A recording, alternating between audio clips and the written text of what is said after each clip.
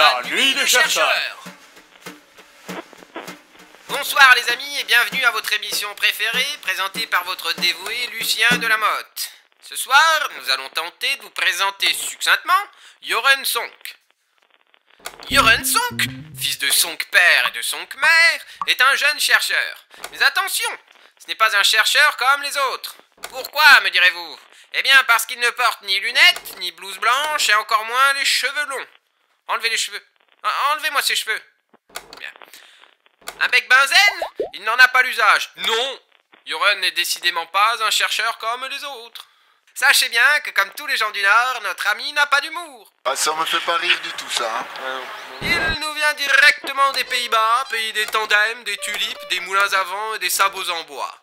Son pays d'origine est également réputé pour ses femmes magnifiques. Cependant, notre chercheur aura préféré une Française. Cocorico! C'est d'ailleurs pour elle qu'il quittera les États-Unis d'Amérique pour s'installer à Toulouse. Enfin, nous y reviendrons plus tard. Mais Joren, qu'est-ce que tu cherches? Bon, j'ai bien peur qu'il ne nous réponde pas. Passons. Après ses études aux Pays-Bas en sciences de la Terre, en géochimie environnementale pour être plus précis, notre ami s'envole pour les États-Unis d'Amérique à Jacksonville, État de Floride. C'est ce que l'on appelle plus communément la fuite des cerveaux. Et pour arrondir ses fins de mois, notre ami passe le balai au labo. Ah, ça me fait pas rire du tout, hein. En 2004, Joren, qui est pourtant un garçon fort intelligent et réfléchi, se laisse avoir par les sentiments et quitte le pays de l'oncle Sam pour rejoindre celui du Camembert où il retrouve sa promise. Il travaille depuis au CNRS à l'Observatoire Midi-Pyrénées.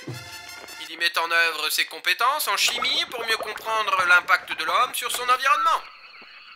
Dis donc, Joren, tu peux nous en dire un peu plus sur tes jumelles de l'espace? Ah, vous me faites pas rire du tout, hein. Il accorde un intérêt tout particulier à l'étude des métaux lourds comme le cadmium, plomb ou le mercure. Ses activités actuelles visent à comprendre le devenir du mercure à l'échelle planétaire. Pour cela, il suit les émissions du mercure depuis les centrales de charbon en Chine jusqu'aux écosystèmes les plus vulnérables en Arctique, au pôle Nord les amis. Avec son équipe, à l'observatoire, ils analysent les formes moléculaires et les empreintes isotopiques du mercure dans les tissus des baleines, des ours polaires ou encore les cheveux des hommes. Dis-moi, Joren, est-ce que tu passes une bonne matinée? Ce sera un peu moins rigolo cet après-midi. Passons. Les recherches de Joren se font à l'observatoire du Pic du Midi, dans les Pyrénées. C'est à 2877 mètres qu'il mesure le mercure qui arrive avec les masses d'air de l'Atlantique, de l'Europe ou de l'Afrique.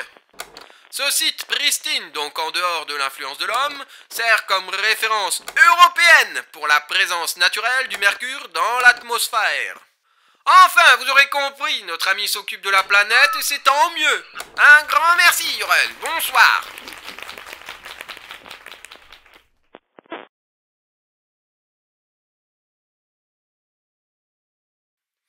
Et comme tous les gens du Nord, Joren ne respecte pas les règles de la circulation.